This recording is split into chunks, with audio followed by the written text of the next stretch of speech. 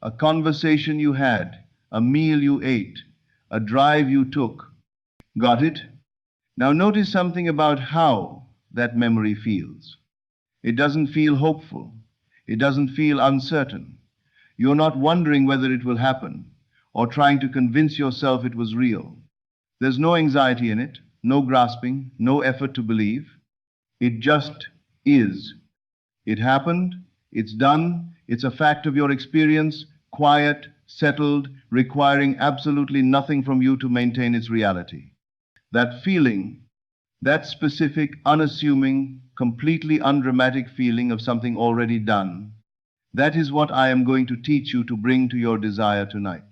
Not the excited feeling of something approaching, not the hopeful feeling of something possible, not even the confident feeling of something coming. The quiet, settled, ordinary feeling of something that already happened. And when you learn to bring that feeling to your desire genuinely, not performed, but actually felt, something extraordinary occurs. Time collapses. The gap between where you are and where you want to be folds in on itself, and reality rushes with surprising speed to match the memory you have created in consciousness. This is what we're learning tonight. Are you ready? Let me first show you the mistake that is costing you everything. Most people think about their desires as future events. They visualize themselves getting what they want someday. They imagine achieving their goal at some point. They dream about the life they will have when things finally work out. When I have the money, I'll feel secure. When I find the relationship, I'll feel complete. When I get the job, everything will change. I want you to look at that pattern very carefully, because every single time you construct your desire that way, as something coming, something approaching, something that will happen, you are doing something you don't realize you're doing. You are placing your desire in the future. And the future, my friends, never arrives. There is no future. There is only now, this eternal, unmoving, permanent, present moment. The only place where anything has ever happened. The only place where anything can ever happen. The future is a concept, not a location. You cannot live there. You cannot receive anything there. You can only ever experience anything here, in the now. And as long as your desire lives in the future, as long as you keep projecting it forward, chasing it, imagining it, as perpetually about to arrive, it remains precisely where you've put it. Out of reach, always approaching, never here. But here is something subtler and more damaging than even the timing problem. When you say, I will be wealthy, what are you actually declaring about right now? I am not wealthy now. When you say, I will find love, what are you confirming about the present moment? I am alone now. When you say, I will succeed, what assumption is embedded in every syllable? I have not succeeded now. And consciousness, which creates only from the present state, only from what you are being right now in this moment, receives that message with perfect, obedient clarity. Not wealthy now, more not wealthy. Waiting now, more waiting. Not yet, more not yet. This is why people can visualize for years, affirm daily, do everything they've been taught, and still find their desire perpetually one step ahead, perpetually not quite arrived. They have been creating from the wrong direction. They have been looking forward toward their desire. And tonight, I'm going to teach you to look backward from it. Here is the secret that changes everything. You cannot bring the future into the present by looking forward. You can only bring it here by treating it as the past. I know that sounds like a paradox. Stay with me. When something is in the past, what is your relationship to it? You don't hope it happened. You don't visualize it happening. You don't try to believe it will occur. You don't feel anxious about whether it will come. You simply know it did. It is a fact of your experience. It is real with the quiet, unargued reality of all things that are simply and completely done. A memory has no doubt in it. A memory doesn't need your help to remain real. A memory simply is settled, certain, accomplished, requiring nothing from you except the occasional act of recollection. This is the quality of consciousness that manifests not the excited, hoping, reaching, visualizing forward, but the calm, settled, ordinary backward glance of someone recalling something that already happened. And here is the technique, the thing I want to give you tonight. You can create that quality of consciousness about something that hasn't happened yet in linear time. You can construct a memory of the future. And when you do, when you genuinely inhabit the felt sense of remembering your desire as a past event, your subconscious mind, which does not distinguish between a remembered reality and a created one, accepts it as fact.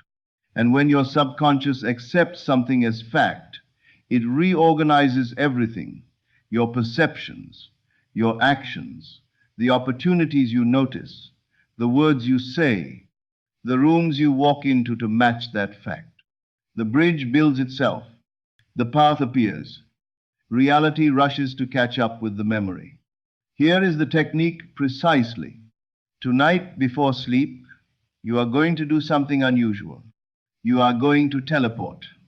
Not forward to the moment of getting your desire that still has the energy of becoming, of arriving, of transition.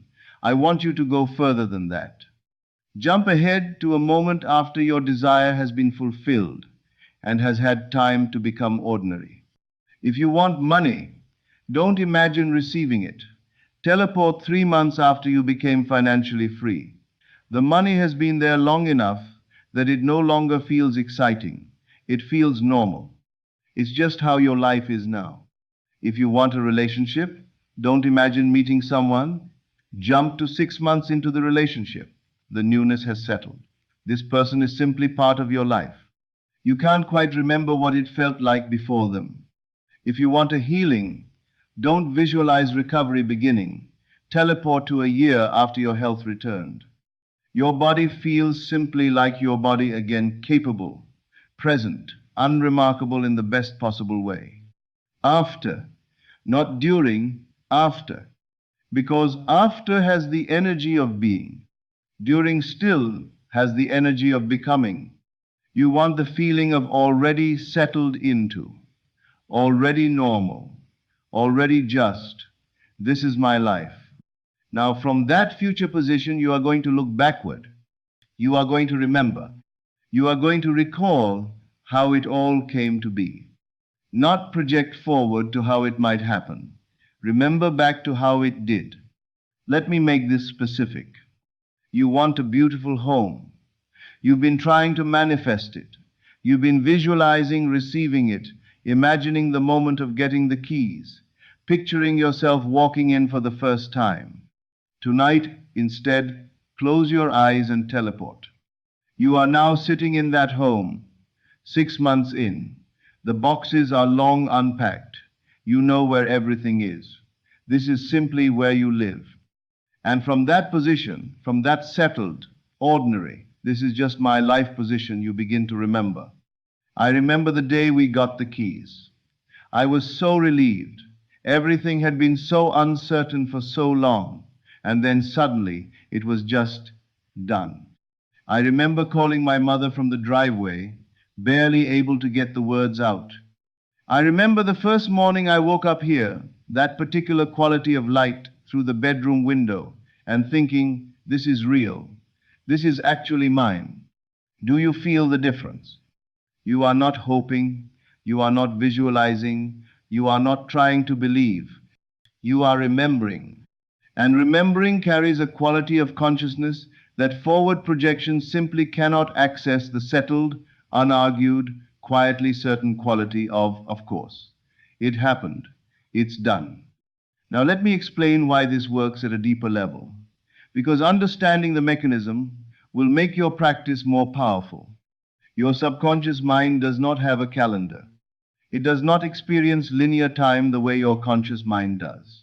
It does not distinguish between this is a memory of something that occurred in 2019 and this is a memory I constructed in my imagination tonight. To the subconscious, a memory is a memory, and memories are facts. When you consistently, repeatedly, with genuine felt emotion, remember your desire as a past event, your subconscious receives a signal of absolute clarity: this happened. This is real. This is a fact of experience. And from that signal, it begins quietly, without your conscious management, through processes you could not plan if you tried to reorganize your entire reality to match. The right thought occurs to you at the right moment. The right conversation happens with the right person. You notice an opportunity that was always there, but was outside the range of your previous self-concept. The bridge of incidents forms not because you figured out how, not because you forced it, but because your subconscious, operating from the assumption that it is already accomplished, naturally guides you toward the physical conditions that match the inner reality. And here is the crucial point about how, when you remember something that already happened, you don't ask how it happened. You know it did. The how is irrelevant, historical, already sorted. This is the ultimate form of detachment from the mechanism of manifestation, not because you have practiced non-attachment as a discipline, but because from the position of someone remembering the past, the question of how doesn't arise. It happened. Obviously, it happened somehow. The details are just details. And when you release the how, when you stop trying to figure out the path, to see the bridge before you walk it, to understand the mechanism before you trust the law, the universe, unobstructed, has infinite ways to bring your desire to you. Ways you could not have planned. Ways more elegant and more precise than anything your conscious mind could have designed. Let me tell you about a woman who had been trying to manifest a specific sum of money for months. She had done everything, visualized it arriving, affirmed it daily, written it in her journal, done her practice faithfully, with genuine commitment. Nothing had moved. The problem, when she described her practice to me, was immediately clear. Every night she was imagining the money coming, feeling the relief of its arrival, seeing the moment of receiving. She was, in other words, perpetually living in the instant before it happened, perpetually in the about, to which kept her permanently in the state of not yet. I gave her one instruction: stop imagining receiving it. Instead, teleport 3 months ahead. You have the money, you've made the down payment, you're in your home. From that position, remember the day the money came. Don't imagine it arriving. Remember it arriving. Recall it the way you'd recall yesterday. She practiced this every night for 2 weeks. And she described something that I have heard again and again from people who genuinely grasped this shift. The desperation left. Not because she had convinced herself or performed non-attachment, but because from the position of remembering there was nothing to be desperate about. The money had come, obviously. She remembered it. What was there to be anxious over? The present tense reality of her circumstances hadn't changed, but the quality of her inner state had shifted completely from hoping toward to remembering from. 3 weeks later, her aunt called, offered her the precise sum she needed as an early inheritance. The money arrived from a source she had never considered, through a relationship she had almost forgotten existed. It came easily, quietly, without drama, as though it had been waiting for her to remember that it was already hers. Let me give you the language of this technique, because the language matters. The language shapes the felt sense. For money not, I hope the money comes, I'm trying to manifest abundance. But I remember when that finally resolved. I remember the relief. I remember calling my brother and not being able to explain it properly because I was laughing too much. That was what, 3-4 months ago now? It still doesn't feel quite real. For love not, I want to find someone. I'm working on attracting a partner. But I remember when we met. I remember that first conversation, how easy it was, how surprising that was given how long I'd been waiting. I remember thinking, oh, so this is what it feels like. It's been 6 months, and I still catch myself slightly astonished. For health, not. I'm trying to heal. I'm visualizing my body recovering. But I remember when things started shifting, the doctor's face when the results came back. I remember the morning I woke up and realized the pain was just gone. That was maybe 8 months ago. I still think about it sometimes. For a career, not. I want to be successful. I'm working toward my goals. But I remember when that came through. I remember my first day in that role, how surreal it felt. I remember thinking, this is just my life now. I work there. This is what I do. Wild. Do you hear it? The language of already. The language of looking back. The language of someone for whom the desire is simply, quietly, unmistakably done. Let me address something that comes up for people who really understand these teachings and want to be rigorous about them. Isn't this a kind of self-deception? Isn't creating memories of things that haven't happened in linear time a form of dishonesty with yourself? No.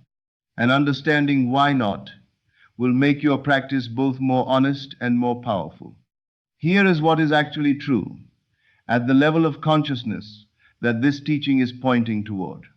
Your desire already exists, not as a future event, not as a possibility waiting to be created, but as a fully existing reality in the infinite field of what is the complete field of all that is and can be, from which physical experience is continuously drawn. Creation is finished. Every possible version of your life already exists, fully formed in consciousness. What you experience in linear time is simply a sequential unfolding of states you have accessed in consciousness through assumption, through imaginal act, through persistent inner identification with one version of reality over another. When you create a memory of your fulfilled desire, you are not making something up. You are recognizing what is already true in the dimension where all creation originates. The memory you construct is not a fabrication. It is an act of recognition, a reaching across the apparent gap of linear time to touch what already exists and bring it into conscious relationship with the present moment. This is why it works. Not because you have tricked your subconscious, but because you have aligned with what is genuinely, actually, already real, simply not yet visible at the level of physical manifestation. The physical world is always the last to know. It is always the echo, not the voice. And when you speak the voice with the quiet authority of memory rather than the uncertain petition of hope, the echo must follow. Here is your daily practice. It is simple. 3 moments, each brief.